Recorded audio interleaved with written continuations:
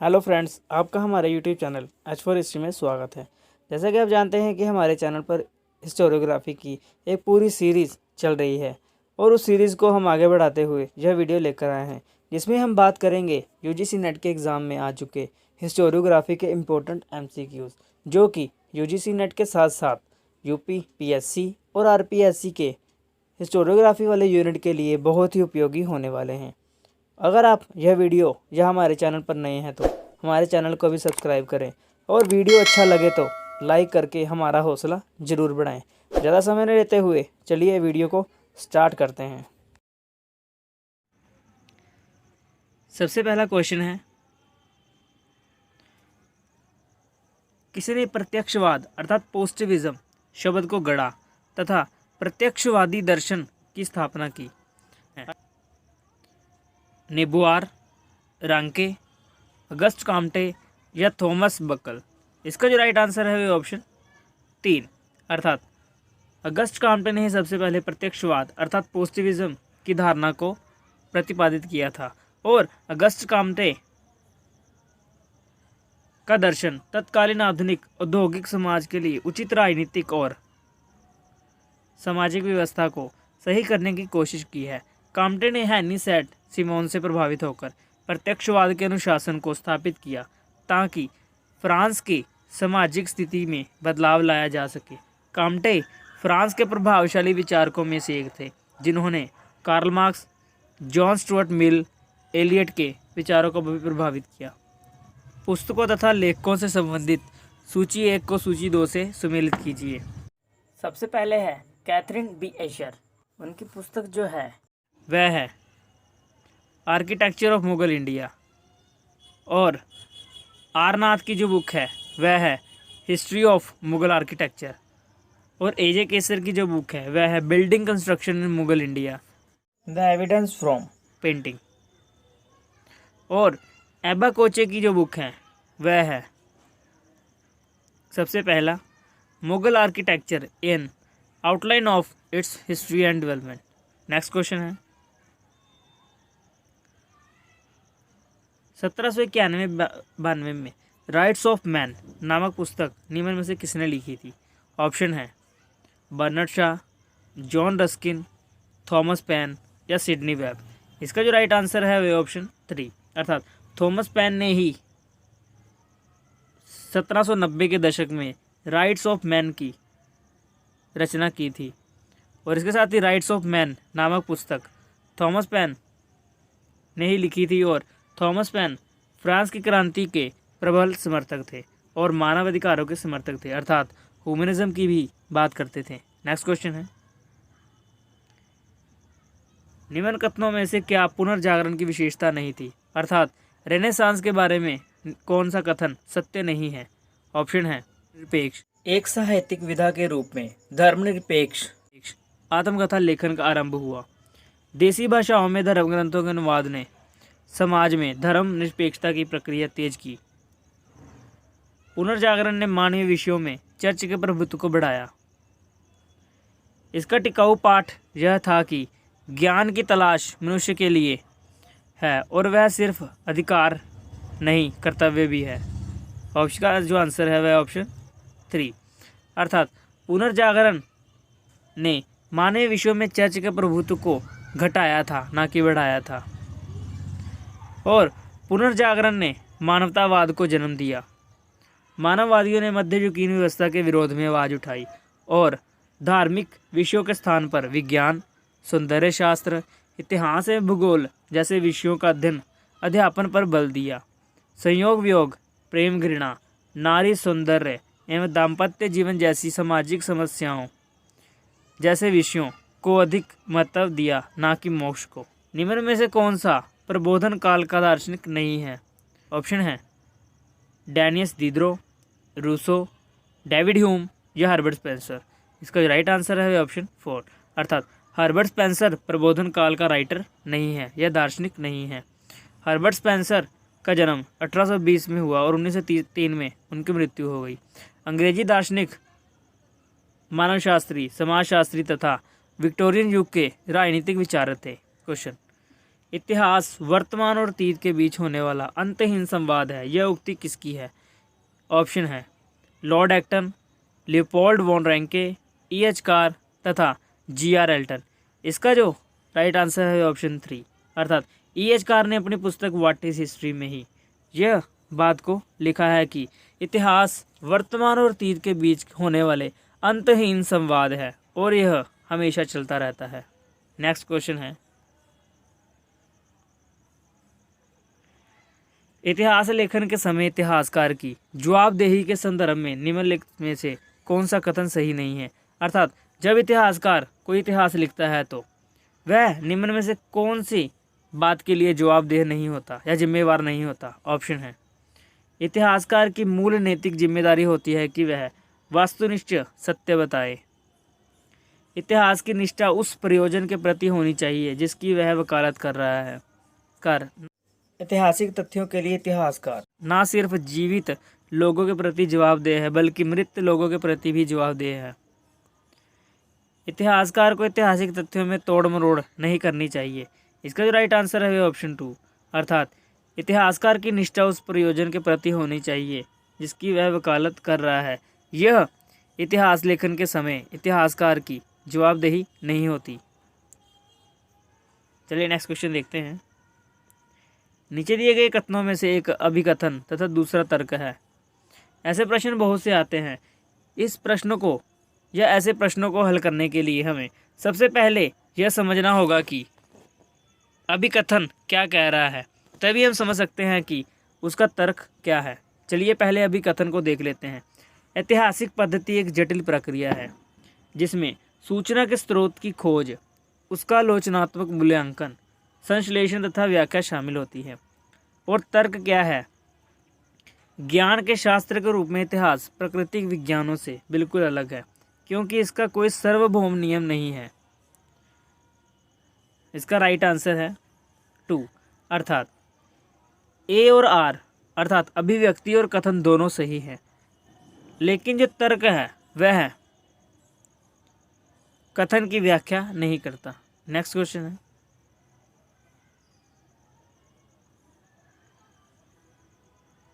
सूची 1 के तथ्यों का सूची 2 से मिलान करें, सही कूट का चयन करें।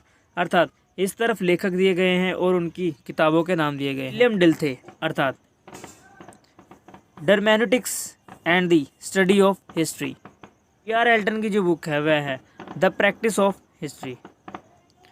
फ्रैंक अंकरस्मिथ की जो पुस्तक है वह है हिस्टोरिकल रिप्रेजेंटेशन।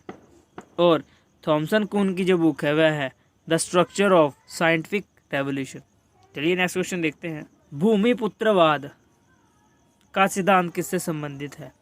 अर्थात भूमिपुत्र सन ऑफ द लैंड जो शब्द है या सिद्धांत है वह निम्न में से किस विचारधारा से संबंधित है?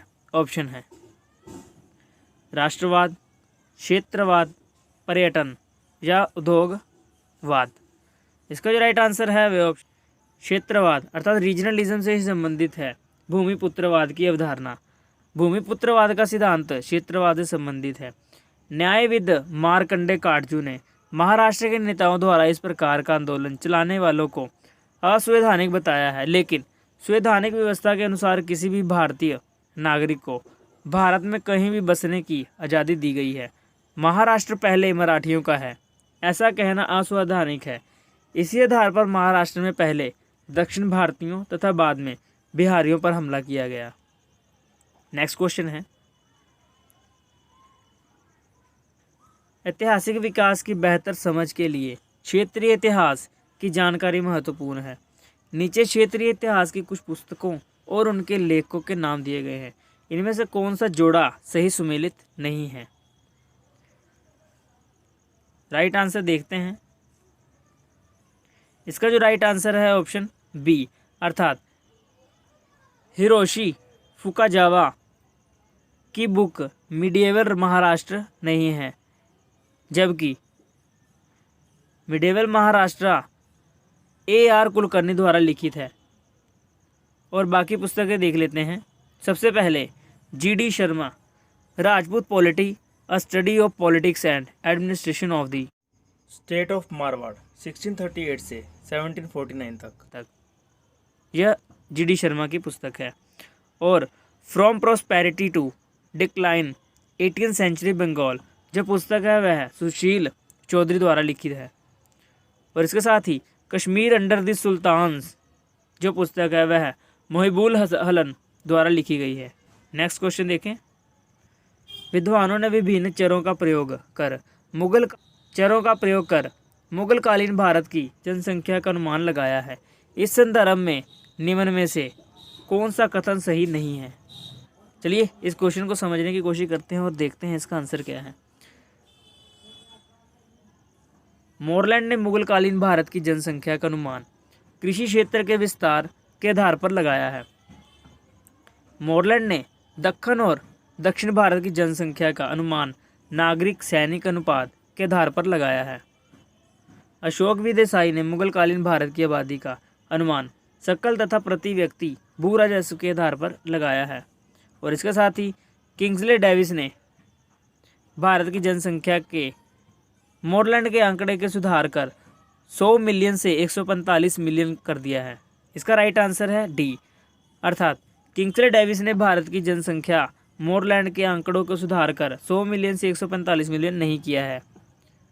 और इसके साथ ही हम देखते हैं कि जो मोरलैंड की पुस्तक का नाम है वह है India at the death of Akbar, जिसमें वह अकबर की मृत्यु के समय भारत की आर्थिक दशा के बारे में बात करते हैं। और मोरलैंड ही एक ऐसे पहले व्यक्ति थे जिसने मध्यकालीन भारत के बारे में आर्थिक इतिहास लिखना प्रारंभ किया था। नेक्स्ट है, मुगल प्रशासन को गोलकुंडा, बीजापुर और कर्नाटक तक फैलाने की कोशिश ने कगार पर ला दिया। शायद औरंगजेब को यह बेहतर सलाह दी जाती कि वह अपने सबसे बड़े बेटे शाह आलम की यह सलाह मान लेता कि बीजापुर और गोलकुंडा के कुछ हिस्सों को अपने साथ मिलाकर उनसे समझौता कर लिया जाए और उन्हें कर्नाटक पर हुकूमत करने की दी जाए, जो काफ़ी दूर था, जिसका प्रबंध मुश्किल था। अर्थात यह कथन किसने कहा है?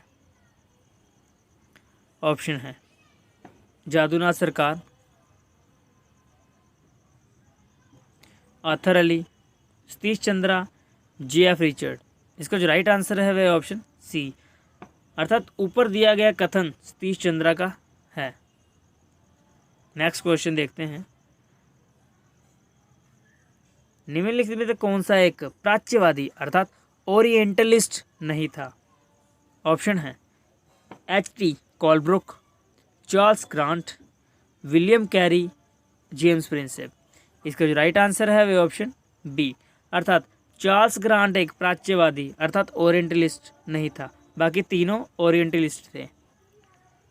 निम्नलिखित में से कौन बैप्टिस्ट मिशनरी समुदाय से संबंधित नहीं था? ऑप्शन है विलियम कैर, मैंता लैम्बार्ट, जैशुआ मार्शमैन या विलियम वॉर्ड। इसका जो राइट आंसर है ऑप्शन बी, अर्थात मैंता लैम्बार्ट जो था बैप्टिस्ट मिशनरी समुदाय का सदस्य या उससे संबंधित नहीं था। नेक्स्ट है, दयानंद सरस्वती निम्नलिखित में से किस धार्मिक विचार के विरोधी नहीं थे?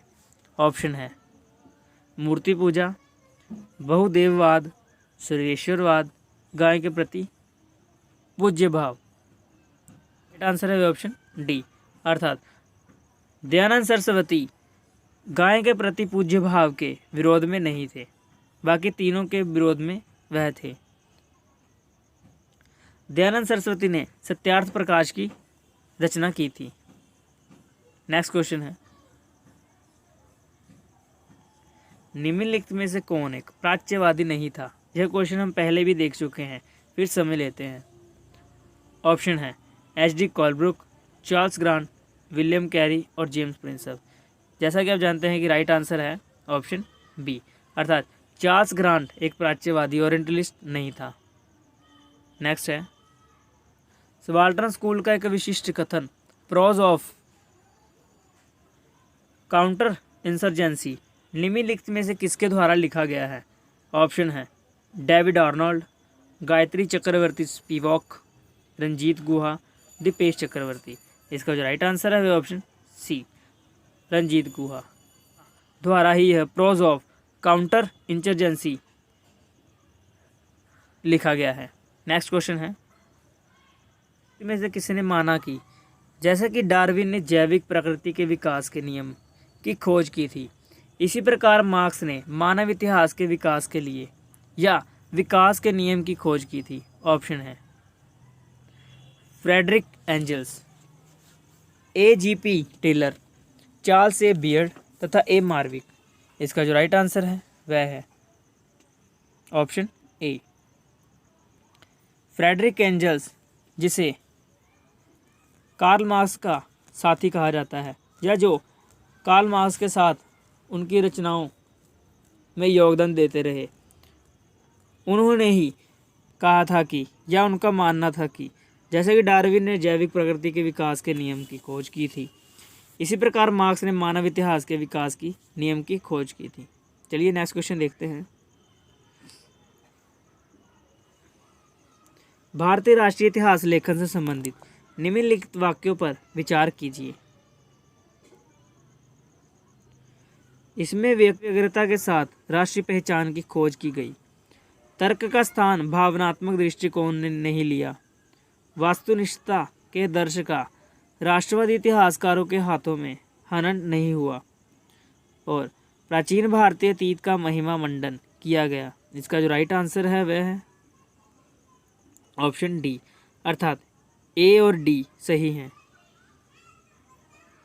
अर्थात ए और डी दोनों सही हैं। इसमें व्यग्रता के साथ राष्ट्रीय पहचान की खोज की गई थी और इसके साथ ही प्राचीन भारतीय अतीत की महिमा मंडन किया गया था। यह हमारे भारतीय राष्ट्रीय इतिहास लेखन से संबंधित है। और कथन है, विजयनगर राज्य इस्लाम के विरुद्ध हिंदू वर्णाश्रम धर्म के रक्षक के रूप में गौरवान्वित था, लेकिन उसके प्राथमिक शत्रु हिंदू राजे महाराजे ही थे। शहर के भीतर एक तुरुष्क आवास मुस्लिम मकबरा बना हुआ था।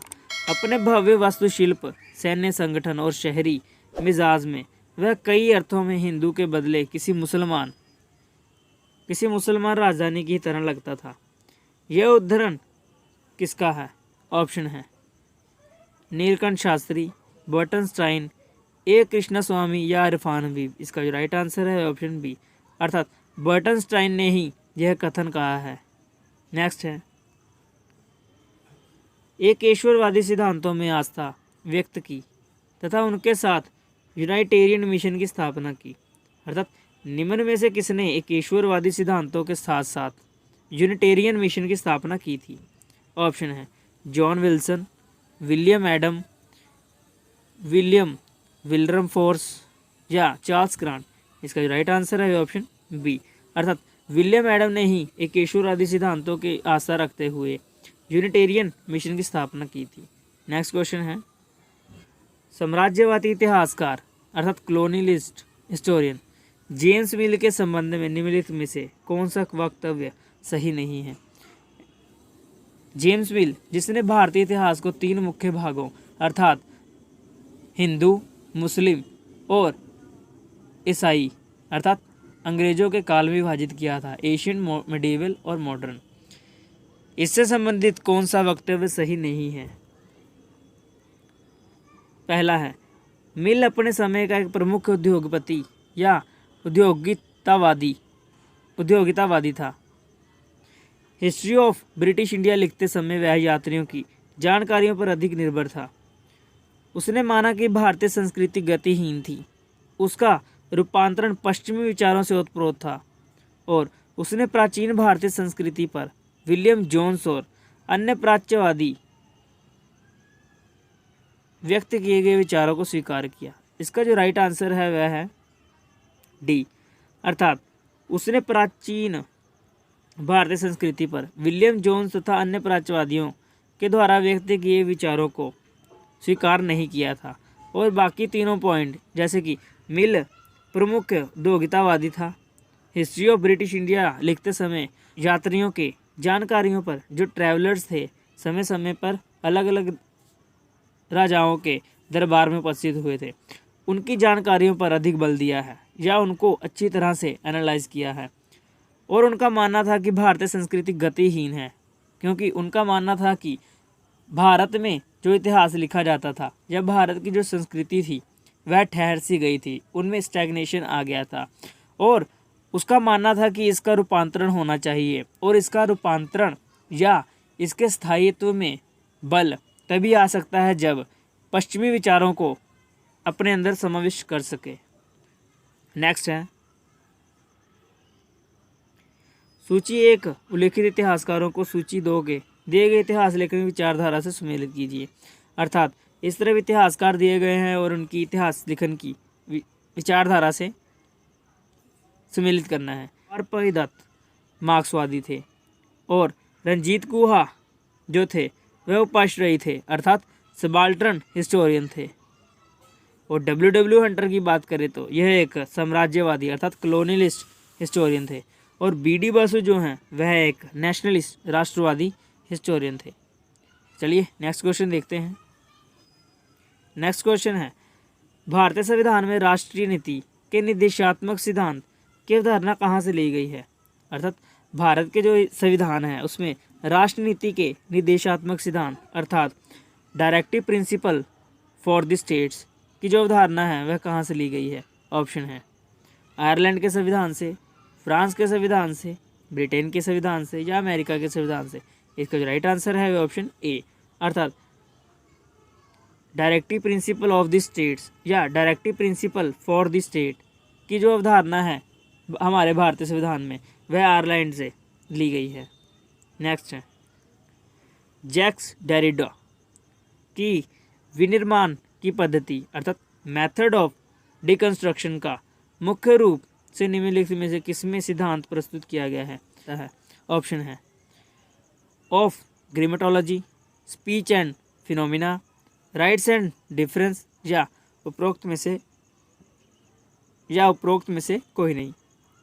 इसका जो राइट आंसर है वह ऑप्शन ए अर्थात मेथड ऑफ डिस्क्रिप्शन का सिद्धांत हमें ऑफ ग्रामेटोलॉजी में ही मिलता है। नेक्स्ट है निम्नलिखित में से कौन सा एक उत्तर आधुनिकतावादी समालोचन नहीं है। ऑप्शन है जैक लकान, हर्डर वाइट, मिशेल फीको या जैक्स डेरिडो।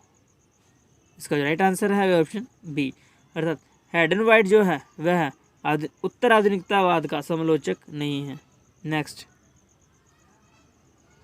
इतिहास लेखन के संदर्भ में डी.डी. कोशाम्बी से संबंधित निम्नलिखित में से कौन सा वक्तव्य सही नहीं है।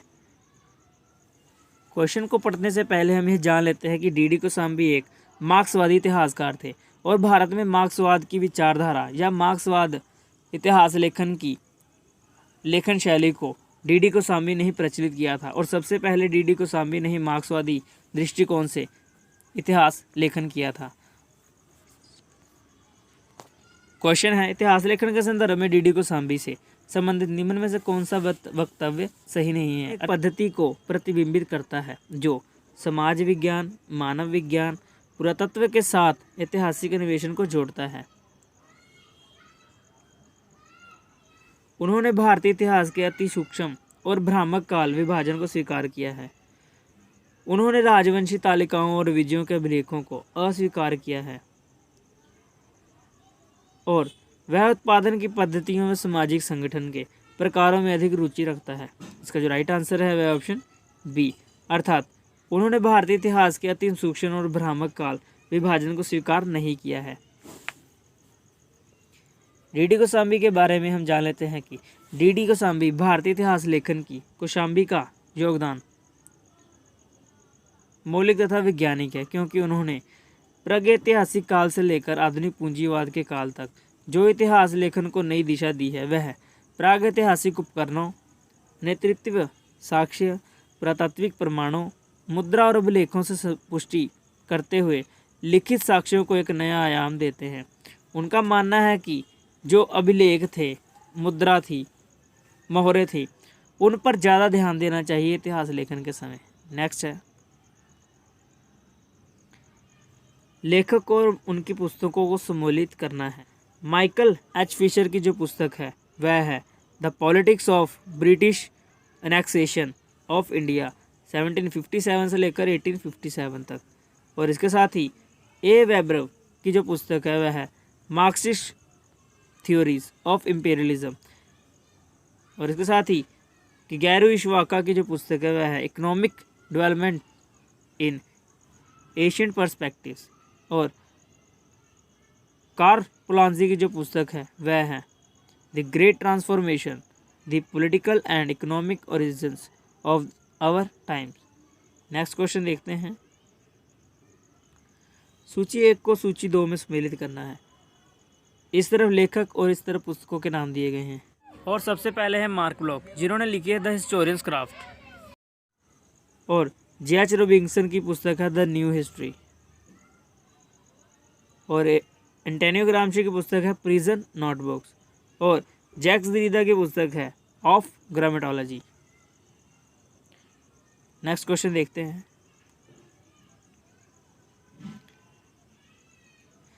किसके लेखन के विकास के सिद्धांत को आधार मिला है? मध्यकालीन चर्च इतिहासकार, 18वीं सदी के प्रबुद्ध इतिहासकार, 19वीं सदी के राष्ट्रवादी इतिहासकार, उपरोक्त में से कोई नहीं।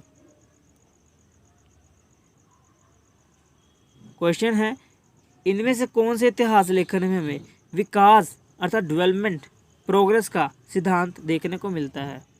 इसका जो राइट आंसर है वह ऑप्शन बी अर्थात 18वीं सदी के प्रबुद्ध इतिहासकार एनलाइटेंड हिस्टोरियंस के इतिहास लेखन में ही हमें विकास के सिद्धांत का आधार मिलता है।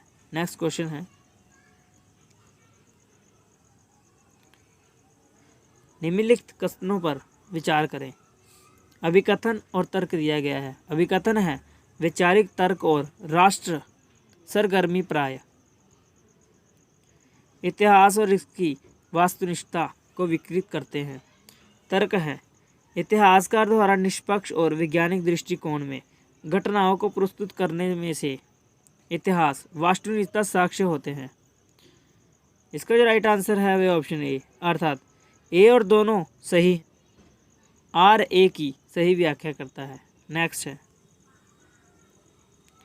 निम्नलिखित में से कौन सा युग्म सही सुमेलित नहीं है? इस तरफ लेखक दिए गए हैं और इस तरफ पुरुष के शीर्षक दिए गए हैं। इसका आंसर है बी अर्थात the drain of wealth and Indian nationalism at the turn of century. जो पुस्तक है वह दादा भाई नौरोजी द्वारा नहीं लिखी गई है, जबकि the trade of wealth and Indian nationalism at the turn of the century नामक पुस्तक J.R. मैकलन द्वारा लिखी गई है। और इसके साथ ही जो R.C. दत्त की पुस्तक है इकोनॉमिक हिस्ट्री ऑफ इंडिया और प्रॉस्परस ब्रिटिश इंडिया W. डिगली द्वारा लिखी गई है। इकोनॉमिक डेवलपमेंट ऑफ इंडिया जो पुस्तक है V. एंस्टे द्वारा लिखी गई है। नेक्स्ट क्वेश्चन देखते हैं। निम्नलिखित सूची 1 को सूची 2 से सम्मिलित कीजिए और कूट में सही उत्तर का चयन कीजिए। लेखक दिए गए हैं और दूसरी तरफ उनकी पुस्तकें दी गई हैं। इरफान हबीब की जो पुस्तक है वह है medieval technology exchanges between India and the Islamic world. और science and civilisation in China जो पुस्तक है वह लिखी गई है जोसेफ नीडम द्वारा। और इसके साथ ही gunpowder and firearms जो पुस्तक है वह लिखी गई है इक़्तिदार आलम खां द्वारा। और इसके साथ ही जो मिलिट्री टेक्नोलॉजी ऑफ हॉवसल स्कल्पचर की जो पुस्तक है वह जीन डिलॉश ने लिखी है। The emergence of Indian nationalism पुस्तक किसने लिखी है? ऑप्शन है अनिल सील, बिपिन चंद्र, गेल मिनॉल्ट या फ्रांसिस रॉबिन्सन। इसका राइट आंसर है ऑप्शन ए अर्थात अनिल सील ने ही the emergence of Indian nationalism पुस्तक लिखी है। नेक्स्ट क्वेश्चन देखते हैं। किस दार्शनिक ने पवित्र रोमन साम्राज्य के बारे में कहा है कि यह ना तो पवित्र ना रोमन न साम्राज्य है? ऑप्शन है रूसो, मोंटेस्क्यू, दिदरो और वोल्टेयर। इसका राइट आंसर है ऑप्शन डी अर्थात वोल्टेयर ने ही यह कहा है कि जो रोमन साम्राज्य या पवित्र रोमन साम्राज्य है। यह ना तो पवित्र है, ना रोमन है और ना ही साम्राज्य है। वोल्टेयर फ्रांस के बौद्धिक जागरण के युग के वह अपनी प्रत्युत्पन्नमिति, दार्शनिक भावना, नागरिक स्वतंत्रता के लिए विख्यात हैं।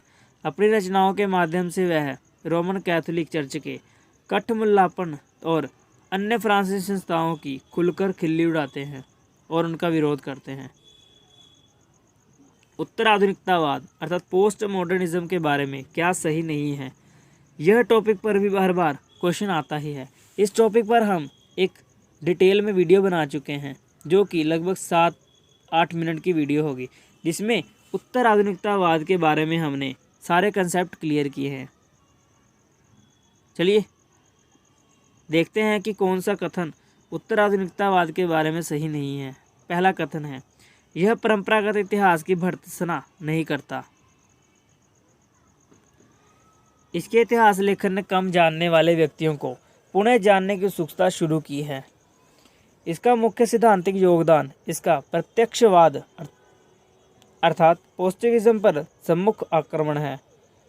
इतिहास की कृतियाँ जिन पर इसका प्रभाव सुस्पष्ट है, वह न केवल ऐतिहासिक ज्ञान तक ही पहुँचता है, परंतु पुराने दृश्यों में भी नवजीवन डालता है।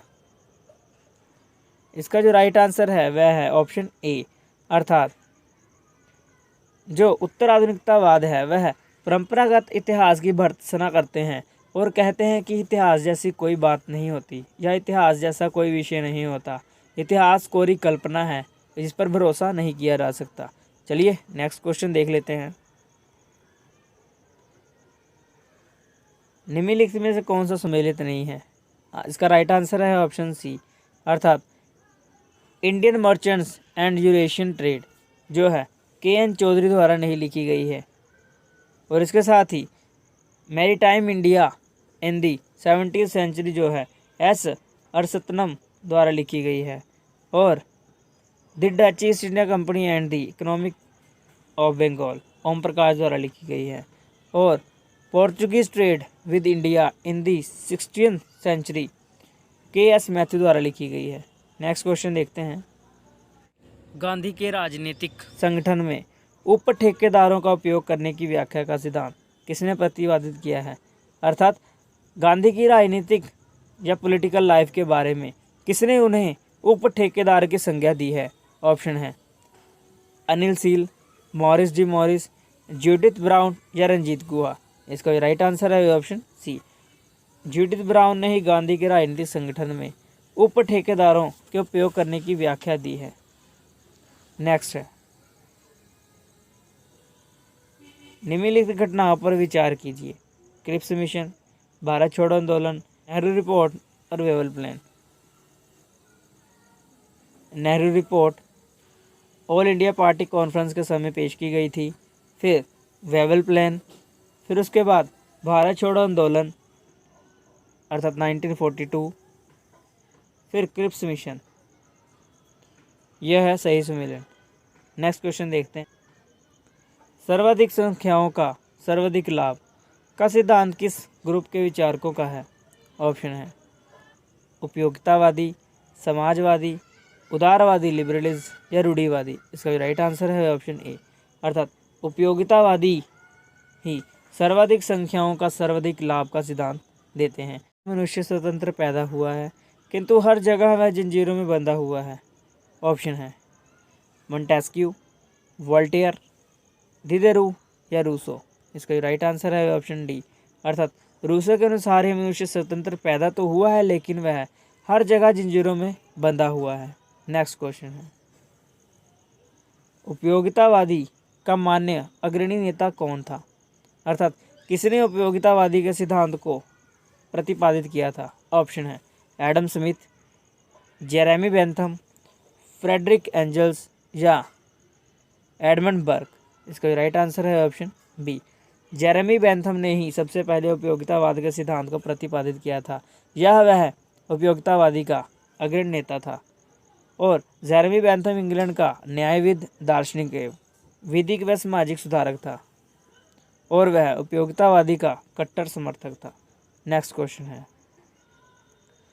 रिव्यू ऑफ हिस्टोरिकल सिंथेसिस नामक पत्रिका जो मनुष्य की समाज में समस्त गतिविधियों का संकलन कर केंद्रित है कि 1900 में किसने स्थापना की थी? ऑप्शन है लूसियन फैब्रे, मार्क ब्लॉक, हेनरी बैर और फर्नेट बर्डल। इसका राइट आंसर है ऑप्शन सी, अर्थात हेनरी बैर ने ही रिव्यू ऑफ हिस्टोरिकल सिंथेसिस नामक पत्रिका की स्थापना की थी।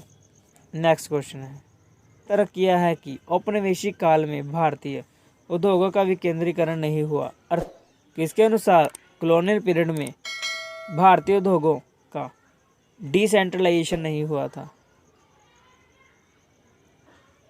आमियो Bagchi, Bipin Chandra, Morris D Morris और जवाहरलाल नेहरू। इसका राइट आंसर है ऑप्शन सी, अर्थात Morris D Morris.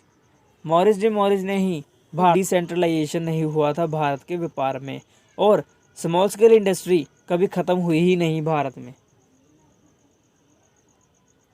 Next question देखते हैं, नवराष्ट्रवादी न्यू नेशनलिस्ट किन्हें कहा जाता है? ऑप्शन है नरम दल, स्वराज्यवादी, गरम दल या क्रांतिकारी। इसका राइट आंसर है ऑप्शन सी, अर्थात गरम दल एक्सट्रीमिस्ट, जिसमें लाल बाल पाल, लाला लाजपत राय, बाल गंगाधर तिलक और बिपिन चंद्र पाल थे, उन्हें ही नवराष्ट्रवादी कहा जाता है।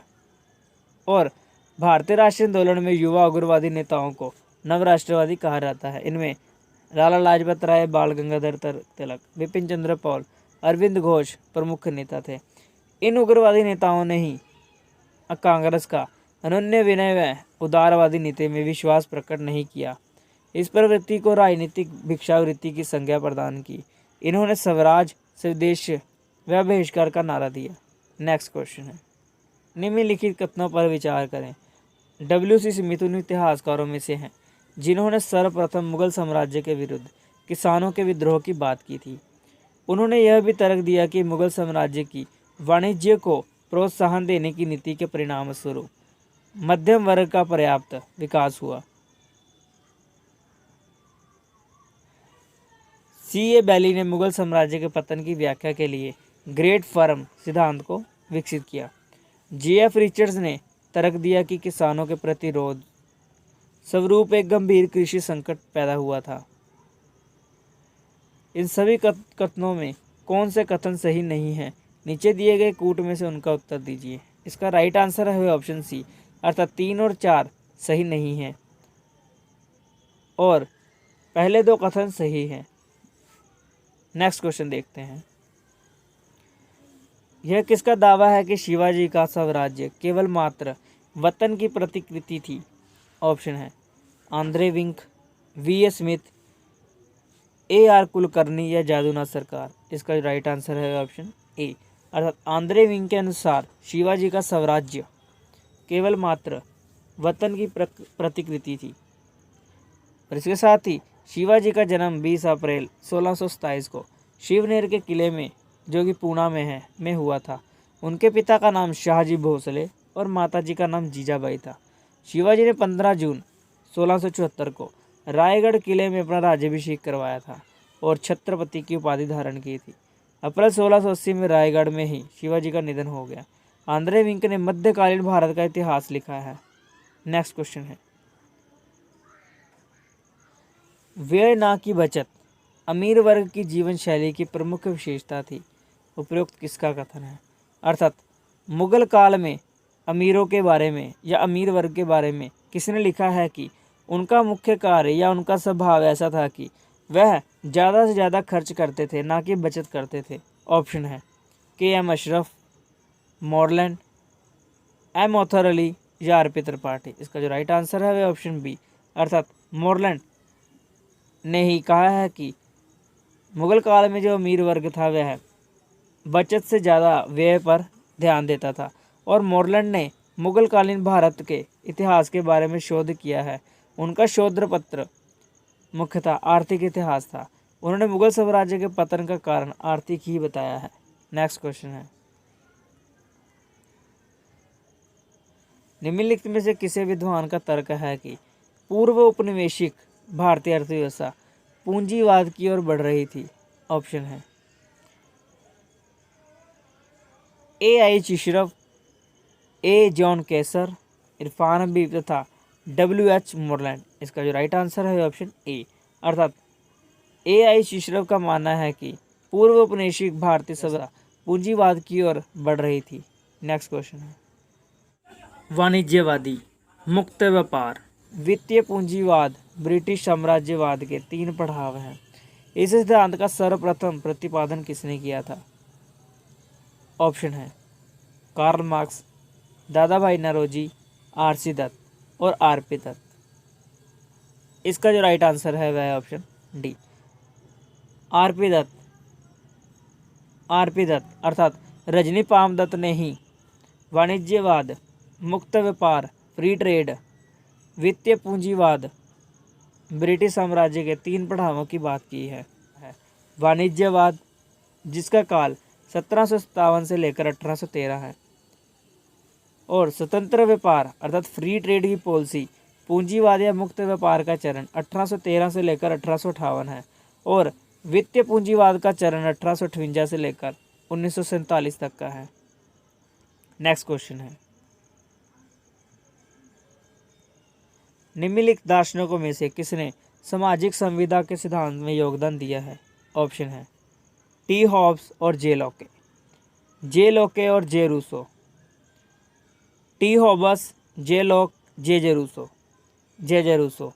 इसका जो राइट आंसर है ऑप्शन सी, अर्थात T. Hobbes, J. Locke, J. Rousseau ने ही संविदा सिद्धांत का योगदान दिया है, और इसके साथ ही सोशलिस्ट कॉन्ट्रैक्ट या सोशल कॉन्ट्रैक्ट नामक पुस्तक का लेख जीन जैक्स रूसो है। सामाजिक संविदा सिद्धांत के विकास में हॉब्स, लॉक, रूसो का प्रमुख योगदान है।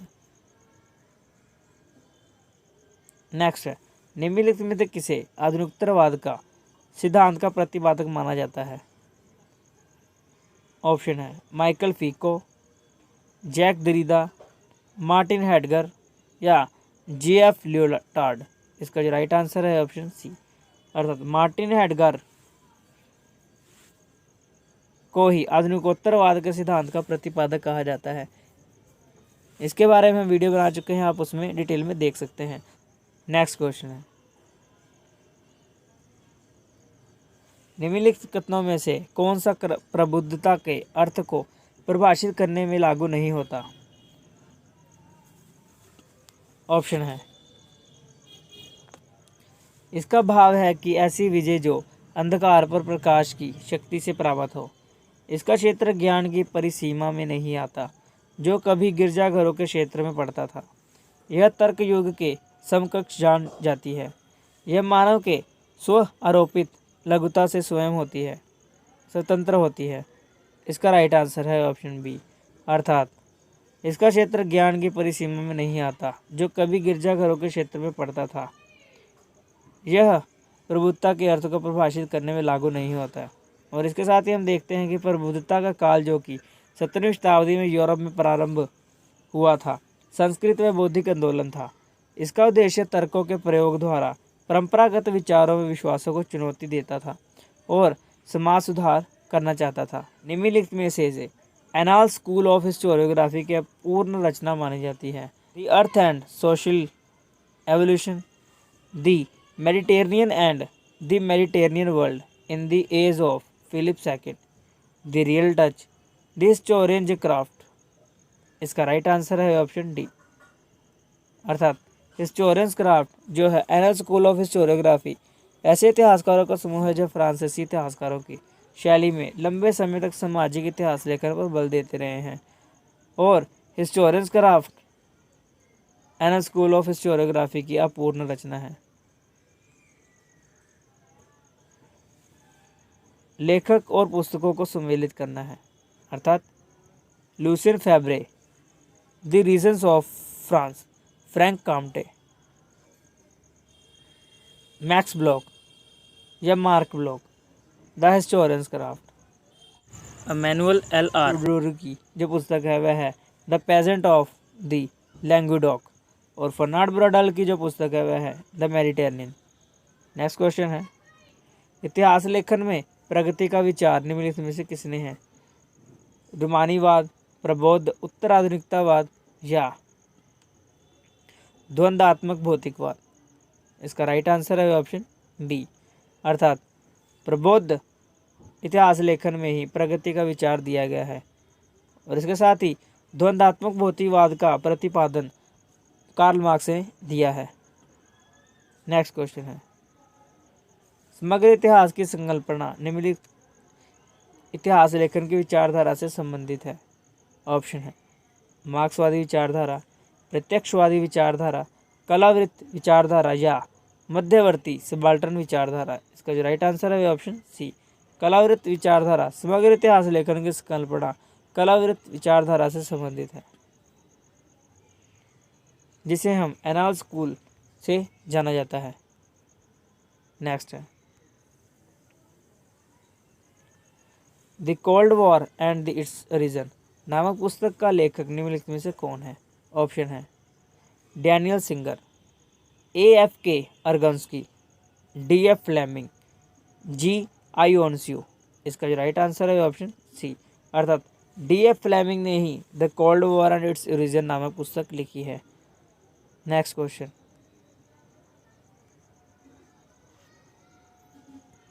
सूची 1 को सूची 2 से सुमेलित कर। कैरेंस लॉरी तथा लेपियर की जो है वह है freedom at midnight. Judith Brown की है गांधी राइज टू पावर। और सलमानी रसूदरी की जो पुस्तक है वह है सैटनिक वर्सेस। और HV हॉटसन की जो पुस्तक है वह है the great divide Britain India Pakistan.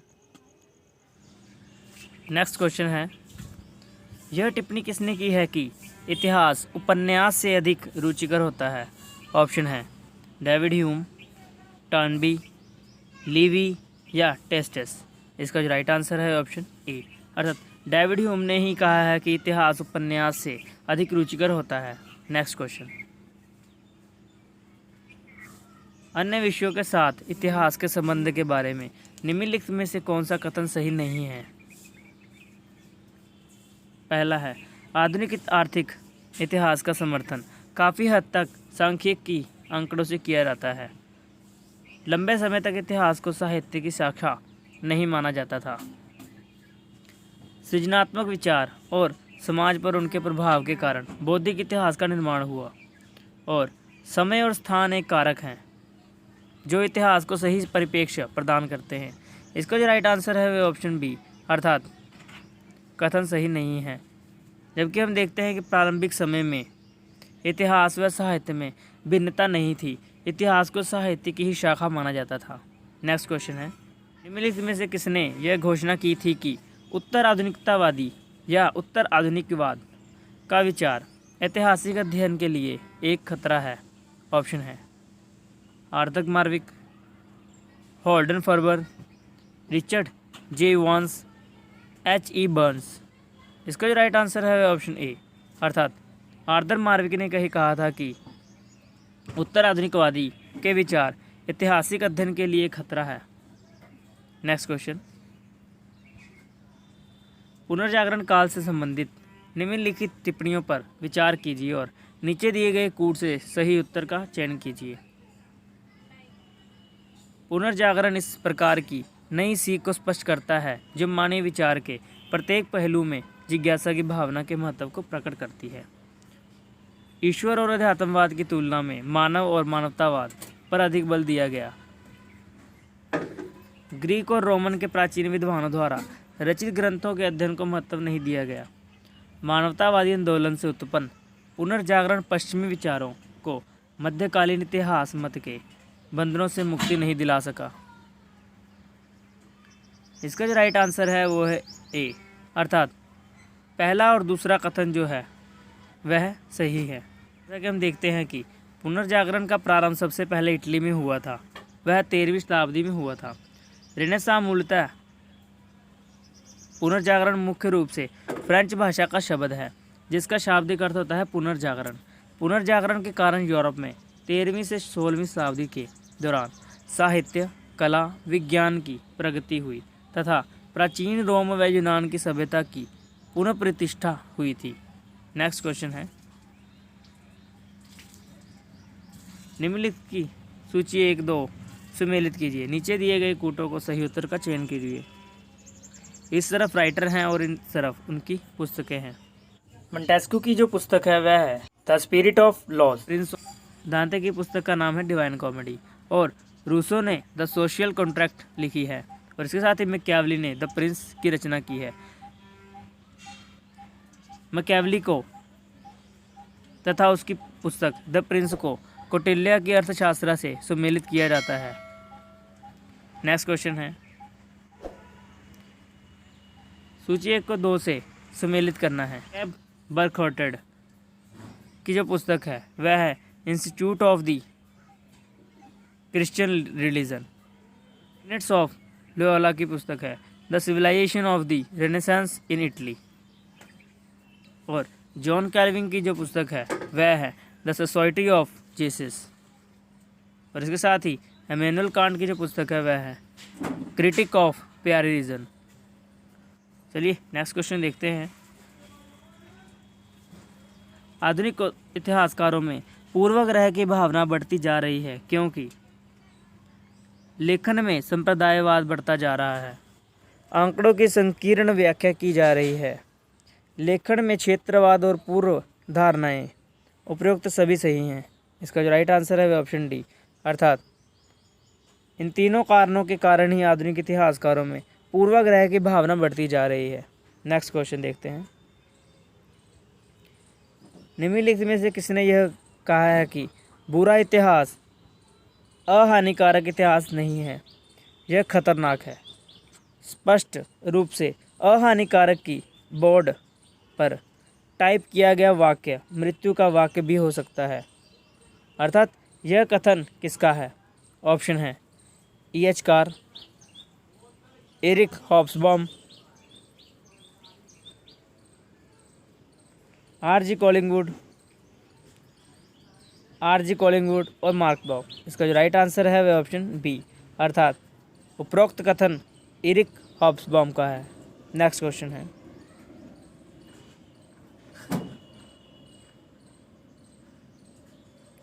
निम्नलिखित में से यह टिप्पणी किसने की थी कि इतिहास की विषय वस्तु क्रांति, रीति रिवाज या संस्कृति जैसे सामान्य तथ्य या युद्ध या महान व्यक्तित्व जैसे तथ्य विशेष नहीं है, लेकिन यह विचार है। ऑप्शन है E.H. Carr, R.G. Collingwood, Lord Acton या अर्नेस्ट बेर्नहीम।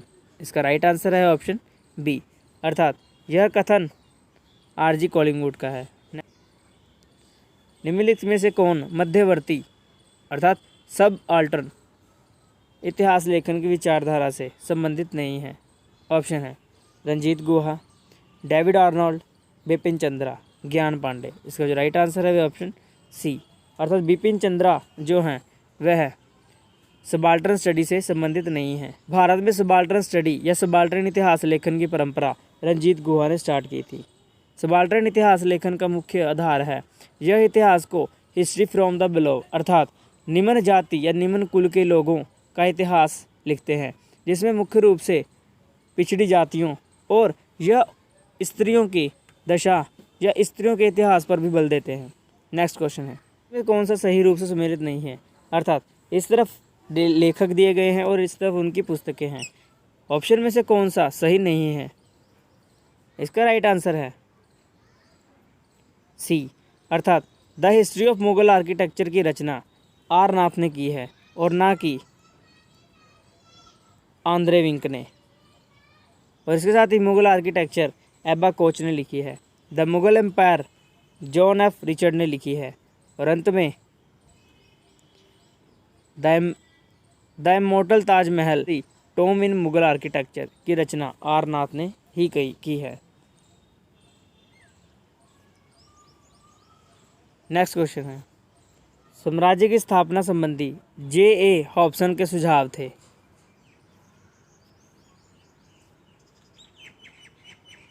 ये 4 सुझाव दिए गए हैं, इनमें से कौन सा सुझाव हॉब्सन का नहीं था? चलिए देखते हैं। यूरोपीय निवेश की सुरक्षा के लिए, निर्यात पूंजी की तीव्र मांग, औद्योगिकीकरण के लिए, अपने देश में पूंजी पर प्रतिफल की घटती दर। इसका राइट आंसर है ऑप्शन ए, अर्थात ऑप्शन ए उसका विचार नहीं था। J.A. हॉब्सन का सुझाव है कि इन साम्राज्यों ने विदेशों में निवेश की गई पूंजी को बचाने के लिए राजनीतिक नियंत्रण स्थापित किया। उस समय पूंजी के निर्यात की मांग तीव्र थी क्योंकि घर पर पूंजी की प्रतिफल की दर गिर रही थी। नेक्स्ट क्वेश्चन है, इस तरफ पुस्तकें हैं और इस तरफ उनके लेखक हैं, इनको सही सुमेलित करना है। Right, sketch of British history of India John Malcolm द्वारा लिखी गई है 1811 में, और the history of British India 1881 में जेम्स विल ने लिखी थी। द हिस्ट्री ऑफ इंडिया 1841 में एल्फिंस्टन ने लिखी थी, और इसके साथ ही the early history of India वी.एस. स्मिथ ने लिखी थी।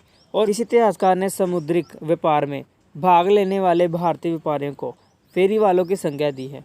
अर्थात किसके अनुसार ऐसे भारतीय व्यापारी जो समुद्री व्यापार में भाग लेते थे वह एक फेरी वालों की तरह या फेरी वालों के समान थे। ऑप्शन है एन स्टिन्सगार्ड, ओम प्रकाश, वान ल्यूर या अशिन दास गुप्ता। इसका राइट आंसर है ऑप्शन सी, वान ल्यूर ने ही समुद्रिक व्यापार में भाग लेने वाले भारतीय व्यापारियों को फेरी वालों की संज्ञा दी है। नेक्स्ट क्वेश्चन है, कौन सा युग्म सुमेलित नहीं है?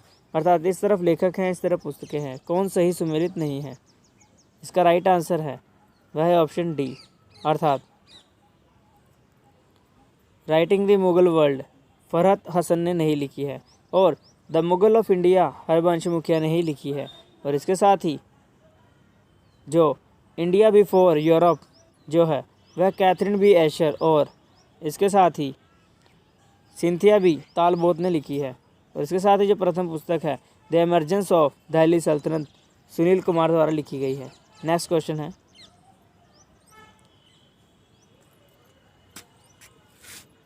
नया इतिहास न्यू हिस्ट्री के संबंध में निम्नलिखित कथनों पर विचार कीजिए और सही उत्तर का चयन कीजिए। इसने अपने ध्यान को समूह लोगों के व्यवहार, रीति रिवाजों और मान्यताओं पर केंद्रित रखा। इसने ऐतिहासिक ध्यान के केंद्र से राजनीतिक इतिहास को हटाने का प्रयास किया। विज्ञान और अन्य विज्ञानों के ढंगों तथा अंतर्दृष्टि को अपनाया। उपरोक्त सभी सही हैं। इसका जो राइट आंसर है ऑप्शन डी, न्यू इतिहास, न्यू हिस्ट्री, नए इतिहास से संबंधित ये तीनों कथन सही हैं। और हम देखते हैं कि नया इतिहास से तात्पर्य इतिहास लेखन के आधुनिक दृष्टिकोण से है, मॉडर्न पॉइंट ऑफ व्यू। वर्तमान में इतिहास पर काम करने वाले विद्वानों का कार्य या विद्वानों के कार्य प्रणालियों व दिशा निर्धारण में महान परिवर्तन हुआ है। अब राजनीतिक घटनाओं को अपेक्ष सामाजिक, आर्थिक, सांस्कृतिक व वैज्ञानिक प्रक्रियाओं पर अधिक बल दिया जाने लगा है। नेक्स्ट क्वेश्चन है, निम्नलिखित लेखक तथा उनकी इतिहास की परिभाषा सुमेलित करना है। ऑक्सफोर्ड, यह सच है कि या सच यह है कि इतिहास में अतीत वर्तमान के साथ बदलता है। यह ऑक्सफोर्ड ने कहा है। इतिहास का महत्व वैज्ञानिक नहीं है, इसका वास्तविक महत्व शैक्षणिक है। यह कहा है ट्रेवेलियन ने। और कॉलिंगवुड कहते हैं कि संपूर्ण इतिहास विचारों का इतिहास होता है। और इसके साथ ही ब्यूरी का मानना है कि इतिहास स्वयं मात्र एक विज्ञान है, इससे कम नहीं और इससे अधिक नहीं। अर्थात ब्यूरी ने इतिहास को विज्ञान माना है। नेक्स्ट क्वेश्चन है, किसने सर्वप्रथम भारत पर आर्यों के आक्रमण का सिद्धांत प्रतिपादित किया था? अर्थात किसका मानना है कि आर्यों ने भारत पर आक्रमण किया था या सिंधु घाटी सभ्यता के लोगों पर आक्रमण किया था और यहाँ पर बस गए? ऑप्शन है R.E.M. व्हीलर, गॉर्डन चाइल्ड, जे मार्शल या R.P. चांद। इसका राइट आंसर है ऑप्शन डी, अर्थात R.P. चांद ने ही सबसे पहले भारत में आर्यों के आक्रमण के सिद्धांत को प्रतिपादित किया था या यह सिद्धांत दिया था। और इसके साथ ही हम देखते हैं कि R.P. चांद के अनुसार सिंधु सभ्यता का पतन आर्यों के आक्रमण के कारण हुआ। व्हीलर व गॉर्डन चाइल्ड भी इस मत से साम्यता रखते हैं और उनका भी मानना इसी प्रकार है। नेक्स्ट क्वेश्चन है, किस इतिहासकार ने जागीरदारों एवं किसानों के बीच त्रिपक्षीय संबंधों को मुगल साम्राज्य के संकट एवं पतन का कारण माना है? ऑप्शन है Stephen P Blake, M Athar Ali, Satish Chandra या C.A. बैली। इसका जो राइट आंसर है वह ऑप्शन सी, अर्थात सतीश चंद्रा ने ही जागीरदारों, जमींदारों, किसानों के बीच त्रिपक्षीय संबंधों के कारण मुगल साम्राज्य का पतन हुआ यह विचारधारा प्रस्तुत की है। और इसके साथ ही अत्तर अली मुगल साम्राज्य के पतन हेतु सांस्कृतिक कारणों को उत्तरदायी ठहराते हैं। नेक्स्ट क्वेश्चन है, किसने कहा था कि आधुनिकोत्तरवाद की परिभाषा मात्र एक पद की परिभाषा नहीं है, यह तो वर्तमान युग का चित्रण है जिसमें यह मूल्यांकन किया जाए कि इतिहास के प्रति हमारी अनुक्रिया क्या है। ऑप्शन है J.F. ल्यूट्रॉड, आरन गैरे, J.G. मर्क्यूर, उपरोक्त में से कोई नहीं। इसका राइट आंसर है ऑप्शन बी, अर्थात ऑरन गैरे ने ही यह कथन कहा है। इस टॉपिक पर हमने लास्ट वीडियो डाली थी, उसे देखने के लिए आप हमारे चैनल के डिस्क्रिप्शन बॉक्स में देख सकते हैं या चैनल के प्लेलिस्ट में जाकर हिस्टोरियोग्राफी वाली प्लेलिस्ट में देखें। इसमें आपको आधुनिकोत्तरवाद और इतिहास का अंत नामक वीडियो मिल जाएगी। चलिए नेक्स्ट क्वेश्चन देखते हैं। विजयनगर राज्य ने आद्य आनुवांशिकता को प्रदर्शित किया, इस विचार को किसने अभिव्यक्त किया? N करशीमा, बर्टनस्टीन, K.A.. नीलकंठ शास्त्री और बी.ए. सॉलिटर। इसका राइट आंसर है ऑप्शन बी, अर्थात बर्टनस्टीन ने ही विजयनगर साम्राज्य के आद्य आनुवंशिकता को प्रदर्शित किया, यह कथन दिया है। नेक्स्ट है, इस तरफ पुस्तकें हैं और इस तरफ लेखक हैं, उनको सही सम्मिलित करना है।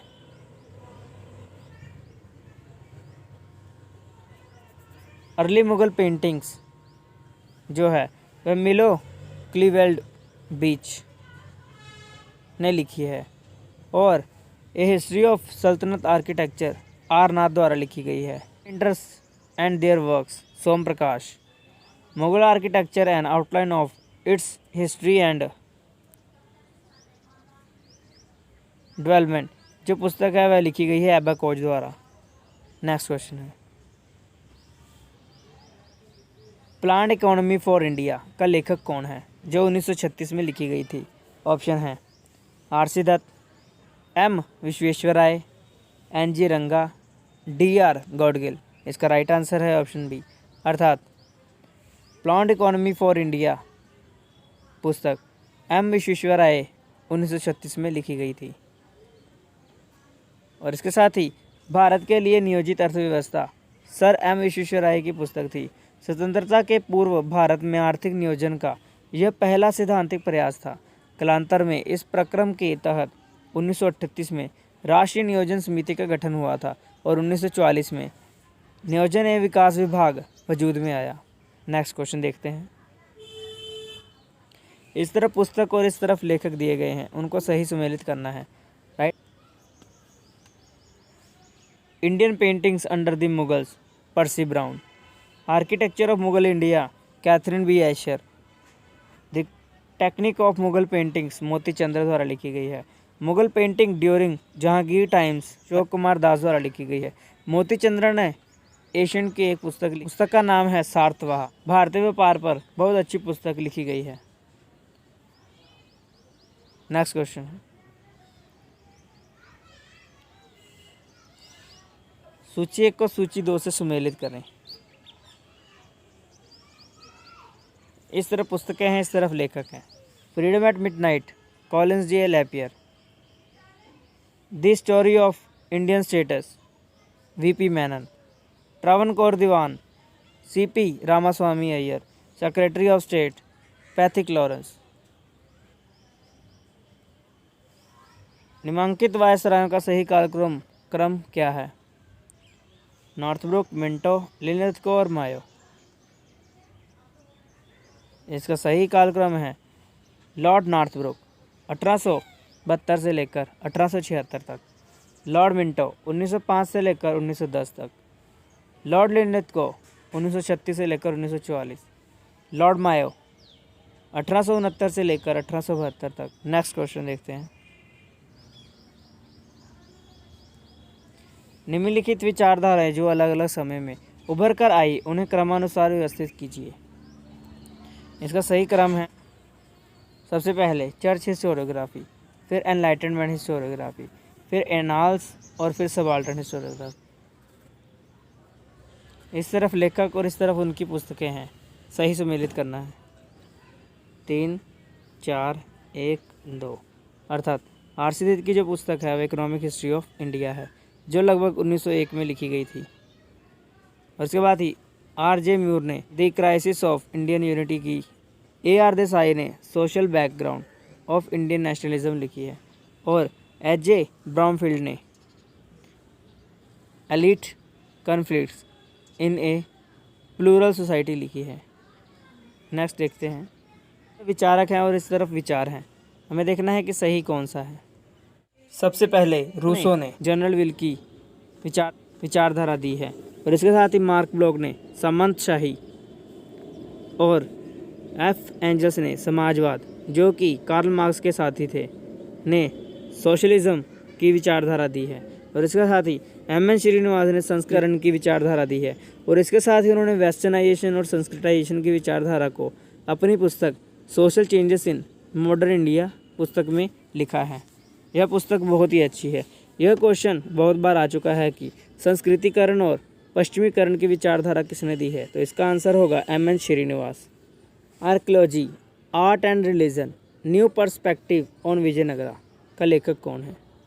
ऑप्शन है Noboru Karashima, Anila Verghese, Colin D Morris, Carla M Sinopoli. इसका राइट आंसर है ऑप्शन सी, अर्थात कॉलिंग डी मॉरिसन ने ही archaeology, art and religion, new perspective on Vijayanagara. Next है,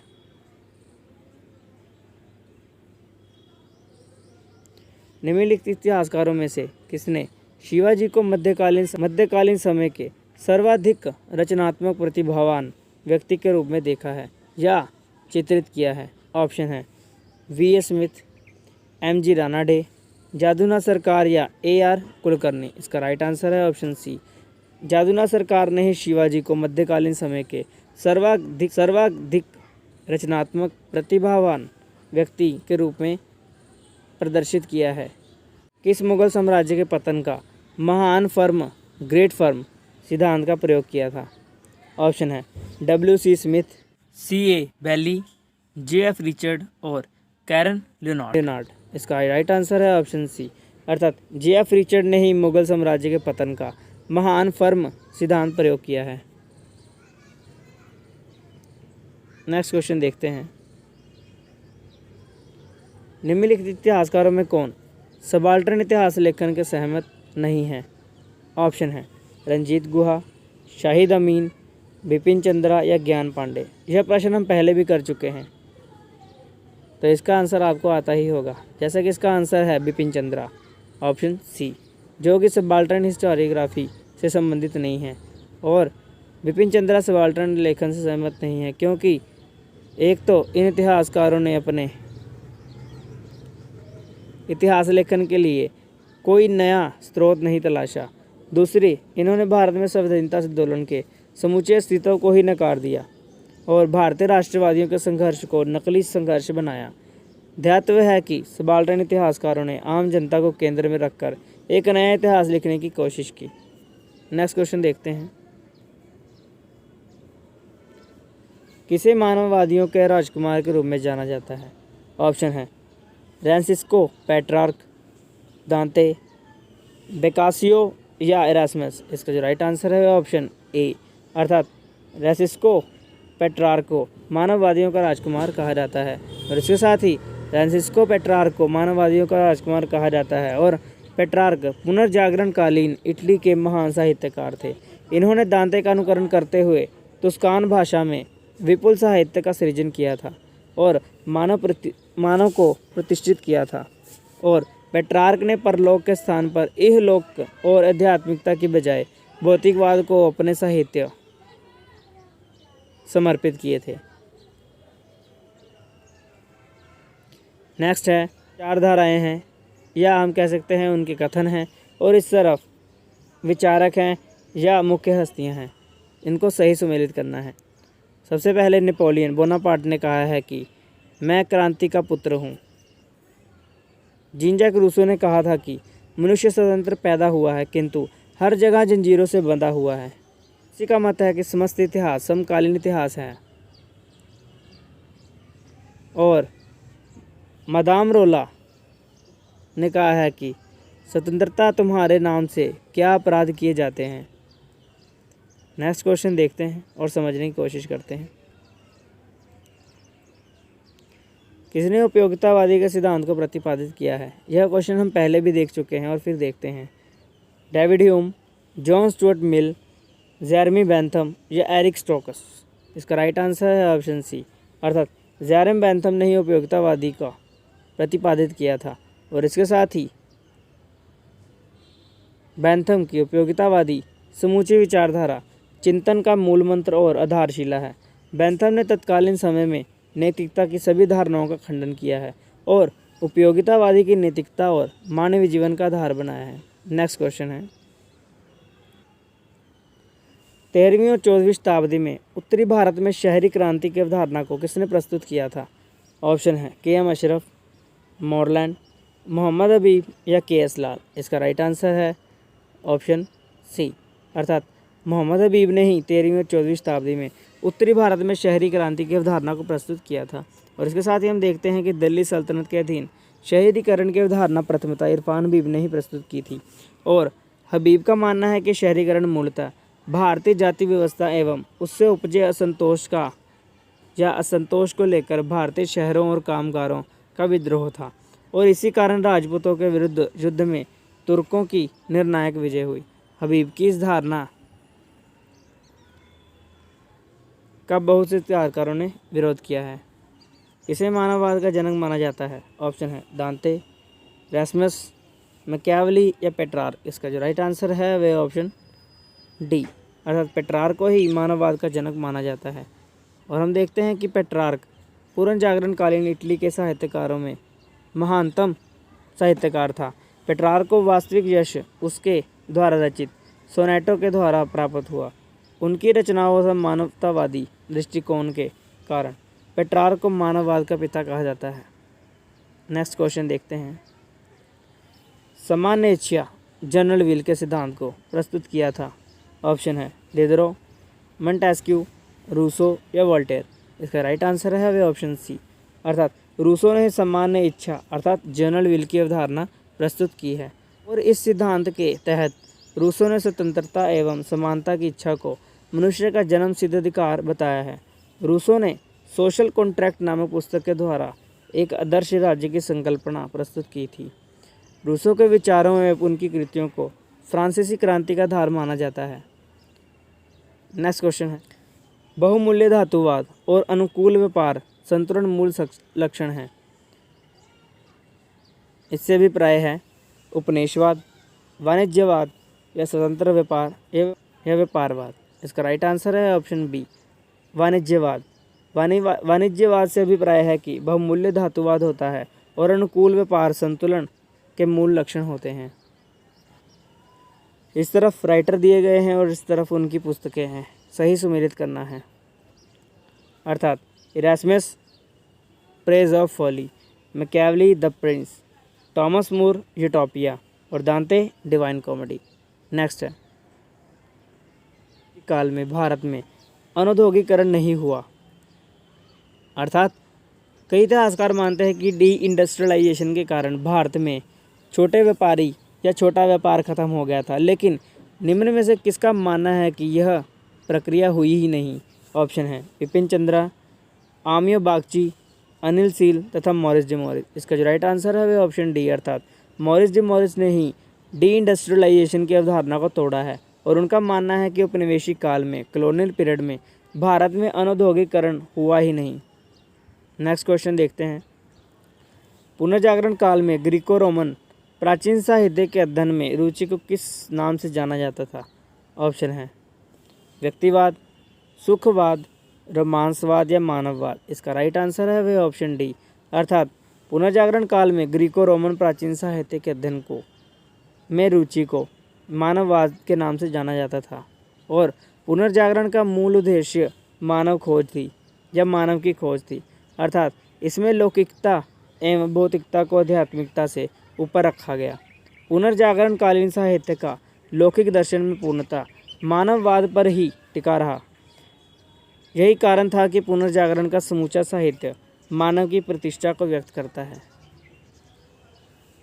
फ्रांस में कॉल्विनवादियों को किस नाम से जाना जाता था? ऑप्शन है प्योरिटन्स, प्रेस्बिटेरियंस, ह्यूगेनॉट या कैथोलिक? इसका जो राइट आंसर है ऑप्शन सी, अर्थात फ्रांस में कॉल्विनवादियों को ह्यूगेनॉट के नाम से जाना जाता था और फ्रांस में कैल्विन के अनुयायियों को ह्यूगेनॉट कहा जाता था। धर्म सुधार आंदोलन के क्रम में कैल्विन के विचारों से मिलते जुलते अनेक धर्म संप्रदाय अस्तित्व में आए, जैसे इंग्लैंड, अमेरिका में प्यूरिटन, स्कैंडिनेवियन देशों में प्रोटेस्टेंट लूथरियन धर्म अपनाया गया। प्रथम यूनानी इतिहासकार कौन था? ऑप्शन है थुसिडाइडस, हेरोडोटस, होमर या मैक्सिनीज। इसका जो राइट आंसर है वह ऑप्शन बी, अर्थात हेरोडोटस पहला यूनानी इतिहासकार था और इसके साथ ही प्रथम यूनानी इतिहासकार होने के साथ साथ हेरोडोटस को इतिहास का पिता भी कहा जाता है। उन्होंने यूनान एवं ईरान के युद्ध के वर्णन से इतिहास लिखना शुरू किया था और ध्यातव्य है कि यूनानियों ने ही संसार में सबसे पहले इतिहास लेखन का कार्य शुरू किया था। नेक्स्ट है, इस तरफ लेखक दिए गए हैं और इस तरफ उनकी कृतियाँ अर्थात पुस्तकें हैं, सही सम्मिलित करना है।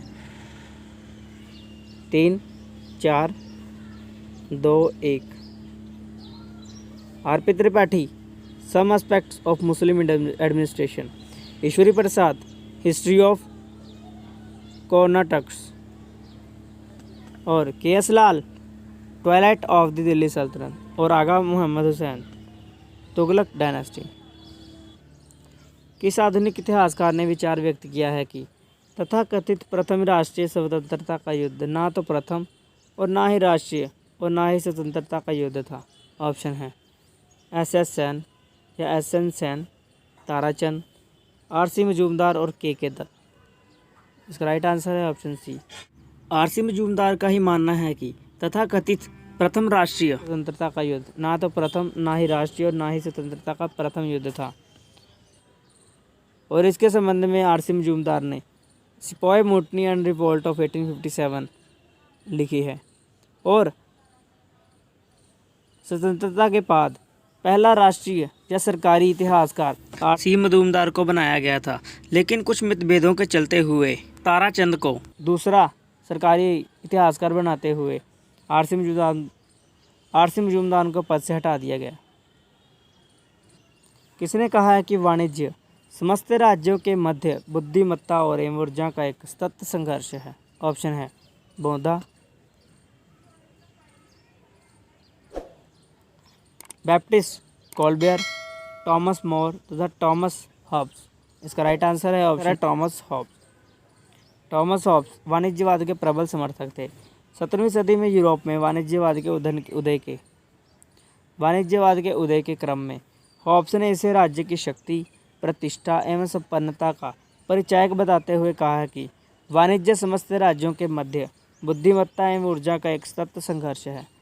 ध्यातव्य है कि हॉब्स के अलावा फ्रांसिस बोधा भी वाणिज्यवाद के प्रबल समर्थक थे।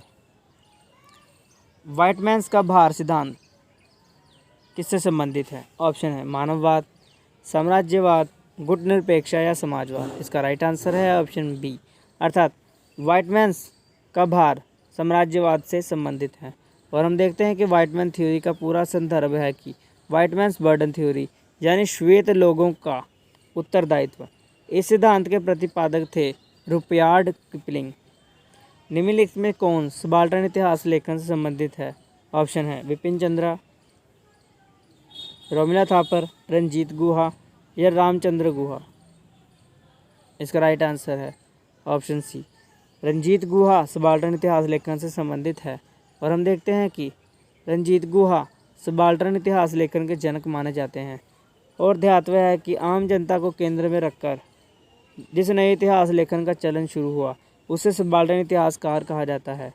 रंजीत गुहा के अतिरिक्त संगीता सिंह, अल्तूरी मुरली एवं दीपेश चक्रवर्ती भी सबाल्टर्न इतिहासकार माने जाते हैं। नेक्स्ट है, किस मानववादियों का सर्वमान्य राजकुमार स्वीकृत किया जाता है? ऑप्शन है इरास्मस, जॉन क्लेट, टॉमस मोर या पेट्रार्क। राइट आंसर है ऑप्शन डी, अर्थात पेट्रार्क को ही मानववादियों का सर्वमान्य राजकुमार स्वीकृत किया जाता है। नेक्स्ट क्वेश्चन है, ड्रेन ऑफ वेल्थ की अवधारणा किससे प्रस्तुत की थी? ऑप्शन है बंकिम चंद्र चटर्जी, रमेश दत्त, दादा भाई नौरोजी और बिपिन चंद्रा। इसका राइट आंसर है ऑप्शन सी, अर्थात दादा भाई नौरोजी। दादा भाई नौरोजी ने ही ड्रेन ऑफ वेल्थ की अवधारणा प्रस्तुत की थी। और हम देखते हैं कि औपनिवेशिक काल में भारत से ब्रिटेन को धन का प्रवाह स्पष्ट करते हुए नौरोजी ने अपनी पुस्तक poverty and un British rule in India में तमाम स्वरूपों को स्पष्ट किया है और प्रमाणित किया है कि ब्रिटिश शासकों ने किस तरह भारतीय धन को नाले के प्रवाह लंदन की ओर मोड़ दिया और भारत को दरिद्र बना दिया। इस तरफ पुस्तकें हैं और इस तरफ लेखक हैं, सही सुमेलित करना है। 3 4 2 1 अर्थात प्रॉस्परस ब्रिटिश इंडिया जो है वह विलियम डिग्बी ने लिखी है और the history of British India James मिल ने, और the economic history of India है आर.सी. दत्त ने लिखी है, और origin of nationality in south Asia जो पुस्तक है वह लिखी है C.A. बैली ने। नेक्स्ट क्वेश्चन देखते हैं। इस तरह विचारक हैं और इस तरह विचार हैं, उन्हें सही सम्मिलित करना है। अर्थात विलियम जोन्स ने अभिविन्यास, चार्ल्स क्रांट ने ईसाई धर्मवाद और मैकाले ने उदारतावाद और थॉमस मुनरो ने उपयोगितावाद का सिद्धांत दिया है। नेक्स्ट क्वेश्चन है, शोध एक अध्ययनशील खोज है। यह वाक्य निम्न में से किससे संबंधित है? ऑप्शन है पहचान, तथ्य, सामग्री की खोज या परिकल्पना। इसका राइट आंसर है ऑप्शन बी अर्थात तथ्य। तथ्य शोध एक अध्ययनशील खोज है किसकी? तथ्य की। अर्थात शोध रिसर्च का मूल उद्देश्य तथ्यों की खोज है और फिर इन तथ्यों के आधार पर निष्कर्ष तक पहुंचा जाता है। शोध का आशय महज पहचान से नहीं है और ना ही इसका तात्पर्य विषय वस्तु से संबंध विभिन्न सामग्रियों के संकलन से है। शोध का प्रारंभ परिकल्पना से हो सकता है परंतु इसका मूल लक्ष्य तथ्य की खोज से है। निम्नलिखित में से कौन सामाजिक विज्ञान शोध में मूल्य निर्णयन के प्रवेश के विरोध में चिंतित था?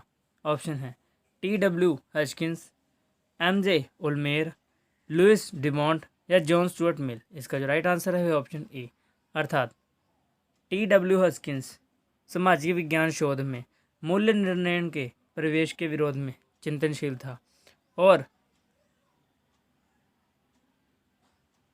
शोध के मूल्य निर्णय के विरोध के प्रति उनका सबसे बड़ा तर्क यह था कि इस प्रवृत्ति से न केवल शोध की गुणवत्ता घटती है बल्कि शोध का मूल्य लक्ष्य भी बाधित हो जाता है। नेक्स्ट है, इस तरफ पुस्तक और इस तरफ लेखक दिए गए हैं, उनको सम्मिलित करना है। अर्थात the emergence of Indian nationalism Anil seal द्वारा लिखी गई है और nationalism and colonialism in modern India लिखी गई है G. एलोजियस द्वारा। The nation and it's fragments जो है वह राजनारायण चंदावरकर द्वारा लिखी गई है और nationalism without a nation in India के लेखक हैं पार्थ चटर्जी। समाजवादी समूह कहाँ बना था? ग्रेट ब्रिटेन में, रूस में, जर्मनी में या फ्रांस में? इसका राइट आंसर प्रथम समाजवादी समूह की स्थापना ब्रिटेन में हुई थी। 1864 में इंटरनेशनल वर्किंग मैंस एसोसिएशन या प्रथम इंटरनेशनल की स्थापना की गई थी। इसकी स्थापना के लिए लंदन में बैठक हुई जिसमें Britain, France, Italy, Germany, Poland और स्विट्ज़रलैंड के प्रतिनिधियों ने भाग लिया था और इस इंटरनेशनल का उद्देश्य संपूर्ण वर्ग शासन का उन्मूलन घोषित किया जाना था। नेक्स्ट क्वेश्चन, साम्राज्यवाद का सर्वाधिक सुस्पष्ट अभिव्यक्ति क्या थी? ऑप्शन है श्रेष्ठ प्रौद्योगिकी, उपनिवेश, संचार तंत्र, सांस्कृतिक सर्वोच्चता। इसका राइट आंसर है ऑप्शन बी अर्थात उपनिवेश। साम्राज्यवाद को कोई विचारकों द्वारा परिभाषित किया गया है परंतु इसकी सर्वमान्य परिभाषा में इसे सांस्कृतिक उत्कृष्ट के रूप में महत्व दिया गया है जिसमें एकमात्र देश अपनी सांस्कृतिक उन्नति के कारण अपने उपनिवेश पर शासन करने का नैतिक अधिकार जताता है। श्वेत आदमी का उत्तरदायित्व जैसे सिद्धांत इसी तथ्य को पुष्ट करते हैं। नेक्स्ट क्वेश्चन, अवलोकन प्रक्रिया में शीघ्र ही होने चाहिए सतत एवं दीर्घस्थायी, यदा कदा एवं सामान्य, प्रस्ताव को शीघ्रता से पूरा करना, उपरोक्त में से कोई नहीं। इसका राइट आंसर है ऑप्शन ए अर्थात सतत एवं दीर्घस्थायी अवलोकन प्रक्रिया में शीघ्र ही होना चाहिए। और हम देखते हैं कि अवलोकन निरीक्षण की एक ऐसी विधि होती है जिसमें सरसरी तौर पर पूरे विषय वस्तु पर दृष्टिपात किया जाता है, परंतु यह दृष्टिपात सतत एवं स्थायी होना चाहिए। सतत दृष्टिपात से ही अवलोकन संभव है, अन्यथा शोध की मौलिकता ओझल हो जाती है। नेक्स्ट है, व्यवहार को तर्क संगति के रूप में परिभाषित करने के लिए किसने सावधान किया है? ऑप्शन है मिल्टन फ्रीडमैन, विंसेंट जे तारासियो, वर्नर हाशवाल्ड या स्टार्क वार्नर। इसका राइट आंसर है ऑप्शन ए, अर्थात मिल्टन फ्रीडमैन ने ही व्यवहार को तर्क संगति के रूप में परिभाषित करने के लिए सावधान किया है। और हम देखते हैं कि फ्रीडमैन का मानना है कि आपका व्यवहार ही आपके तर्क को उचित या अनुचित तरीके से प्रस्तुत करता है। यदि आप कठोर तर्क प्रस्तुत करते हैं तो उसी हिसाब से आपका व्यवहार भी कठोर हो जाएगा, और यदि आपका तर्क कमज़ोर पड़ रहा है तो इसका अर्थ यह है कि आप अपने व्यवहार में मृदु हो रहे हैं। नेक्स्ट है, पुनर्जागरणकालीन चित्रों जिन्हें लास्ट सपर और मोनालिसा नाम से जाना जाता है प्रसिद्ध कृतियां बनाई गई हैं, वह किसके द्वारा बनाई गई हैं? ऑप्शन है Fra Lippo Lippi, Leonardo da Vinci, Michael Angelo या राफेल। इसका राइट आंसर है ऑप्शन बी, अर्थात Leonardo da Vinci. The last supper, अंतिम भोज एवं मोनालिसा की प्रसिद्ध कृतियों का रचनाकार लियोनार्डो दा विंची था, जो पुनर्जागरण काल का एक महान चित्रकार था। लियोनार्डो की प्रतिभा बहुमुखी थी। वह एक चित्रकार, मूर्तिकार, यंत्रविद, वैज्ञानिक, दार्शनिक, कवि और गायक भी था। उसने वायुयान निर्माण की दिशा में भी आरंभिक प्रयास किए थे। इस तरह विचार दिए गए हैं और इतिहास की अवधारणाएं हैं, और इधर विचारक हैं। इतिहास अतीत के अनुभवों का पुनर्विद्वान है, स्पेंगलर। और इतिहास का महत्व वैज्ञानिक नहीं है, इसका वास्तविक महत्व शैक्षणिक है, ट्रेविलियन। और इतिहास की परिसमाप्ति वर्तमान में होती है, ना कि भविष्य में, ऑक्सफोर्ड। और सच यह है कि इतिहास में अतीत वर्तमान के साथ बदलता है। यह विचार है कॉलिंगवुड का। पुनर्जागरण काल में ग्रीको रोमन क्लासिकों के अध्ययन को जाना जाता है। ऑप्शन है व्यक्तिवाद, इंडिविजुअलिज्म, सुखवाद, हेडोनिज्म, मानववाद, ह्यूमनिज्म या पंडित्यवाद, स्कोलेस्टिज्म। इसका राइट आंसर है ऑप्शन सी, अर्थात पुनर्जागरण काल में ग्रीको रोमन क्लासिकों के अध्ययन को मानववाद अर्थात ह्यूमनिज्म के नाम से जाना जाता है। और मानववाद ने परलोक की बजाय इहलोक, आस्था की बजाय तर्क और आध्यात्मिकता की बजाय भौतिकता को मनुष्य के जीवन का आधार बनाया है, जिसमें मध्य की ग्रीक रोमन साहित्य ने पुनर्जागरण वास्तव में मनुष्य की खोज थी। नेक्स्ट क्वेश्चन है, किसने कहा है कि वाणिज्यवाद एक लगातार युद्ध है चातुर्य और क्षमता के लिए सभी राष्ट्रों के बीच में? ऑप्शन है John Bodin, John Baptiste Colbert, Thomas More या थॉमस हॉब्स। इसका राइट आंसर है ऑप्शन बी, अर्थात जॉन बैप्टिस्ट कोलबियर ने ही यह विचार दिया है कि वाणिज्यवाद एक लगातार युद्ध है चातुर्य और क्षमता के लिए सभी राष्ट्रों के बीच में। फ्रांस में कॉल्विनवादियों को किस नाम से जाना जाता है? ऑप्शन है कैथोलिक, हुगेनॉट, प्रेस्बिटेरियनियंस या प्योरिटन्स। इसका राइट आंसर है ऑप्शन बी, अर्थात हुगेनॉट। फ्रांस में कॉल्विनवादियों को हुगेनॉट के नाम से जाना जाता है। निम्नलिखित में से किसे मानववादियों का राजकुमार के रूप में जाना जाता है? यह क्वेश्चन बहुत बार रिपीट होता है। अब तक तो आपको इसका आंसर भी याद हो चुका होगा। ऑप्शन है डेसिडेरियस इरास्मस, बी जॉन कॉलेट, सी थॉमस मोर और डी फ्रांसिस्को पेट्रार्क। अर्थात इसका राइट आंसर है वह है option D Francisco Petrarch. Petrarch को मानववाद का संस्थापक तथा मानववादियों का राजकुमार माना जाता है। निम्नलिखित को सुमेलित कीजिए। यह है लेखक और उनकी बुक्स। इरास्मस ने लिखी है प्रेज ऑफ फॉली, मैकियावेली की the Prince, Thomas more utopia और दांते की है डिवाइन कॉमेडी। नेक्स्ट है मूल्य धातुवाद और अनुकूल व्यापार संतुलन किसके मूल लक्षण हैं?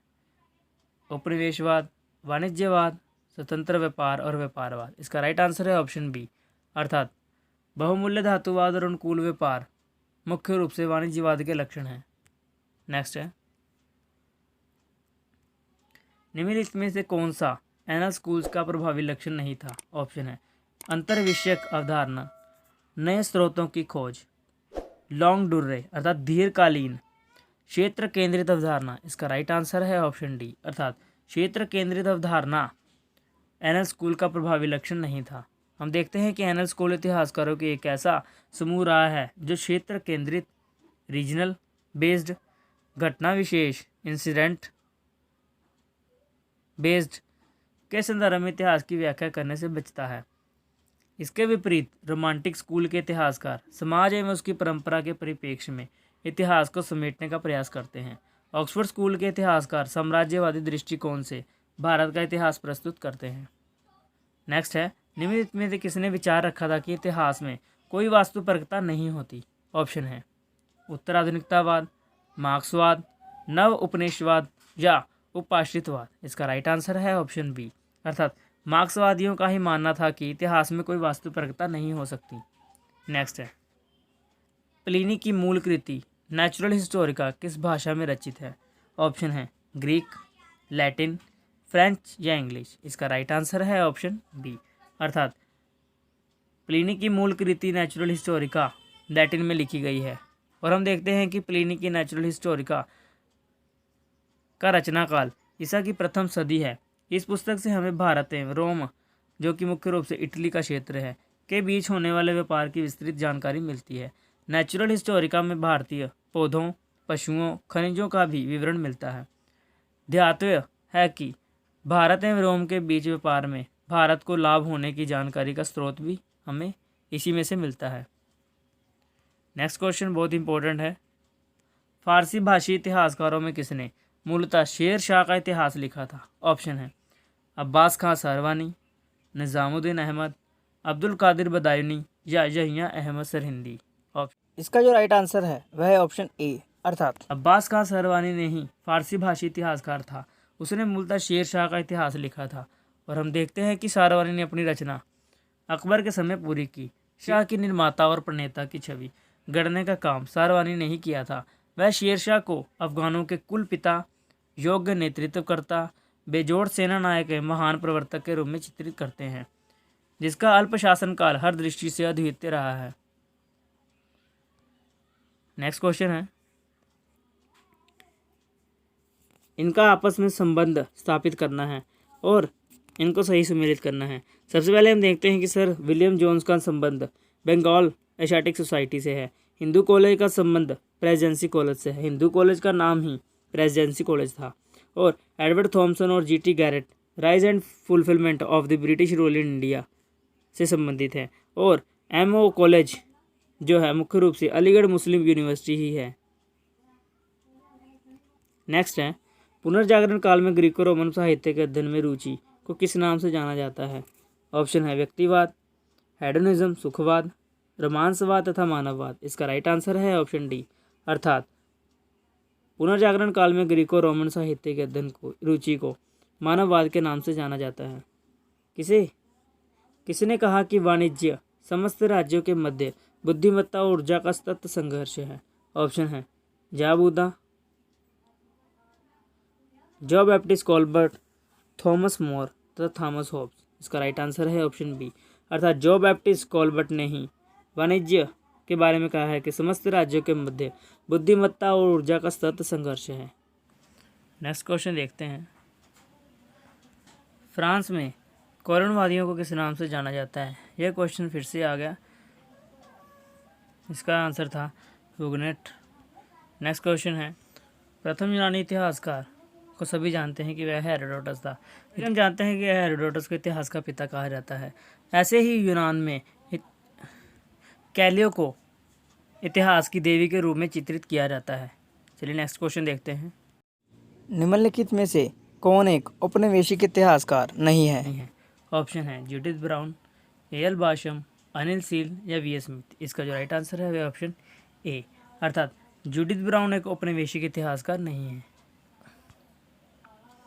और हम देखते हैं कि वी एस स्मिथ तथा ए आर बाशम मूल रूप से साम्राज्यवादी इतिहासकार रहे हैं जिन्होंने औपनिवेशिक हितों को ध्यान में रखकर इतिहास लिखा। उनकी इसी प्रवृत्ति की दकियानूसी एवं रूढ़िवादी विचारों के साथ 1968 में अनिल सील तथा जे ए गोलाधार जैसे इतिहासकारों ने आगे बढ़ाया और अध्यात्म के पहली बार 1940 में ब्रूस जी मैकली ने औपनिवेशिक इतिहास को सिद्धांतिक जामा पहनाया था। नेक्स्ट क्वेश्चन देखते हैं। इतिहास विगत की राजनीति है, यह किसका विचार है?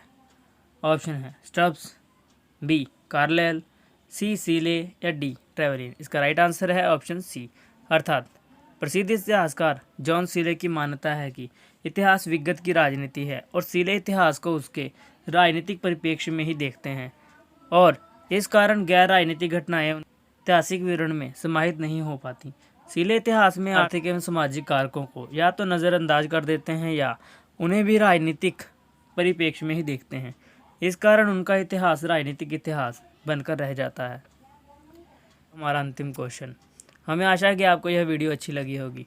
इस वीडियो का जो PDF है वो ऑलरेडी हमारे टेलीग्राम चैनल पर उपलब्ध है। उसे अगर आपने अभी तक हासिल नहीं किया है तो हमारे टेलीग्राम चैनल को ज्वाइन कीजिए। और कुछ साथी बोल रहे थे कि डिस्क्रिप्शन में दिया गया लिंक से टेलीग्राम चैनल ज्वाइन नहीं हो रहा है, तो आप टेलीग्राम पर जाकर H फॉर हिस्ट्री सर्च कीजिए और हमारा चैनल आ जाएगा और उसे ज्वाइन कर लीजिए। वीडियो देखने के लिए धन्यवाद।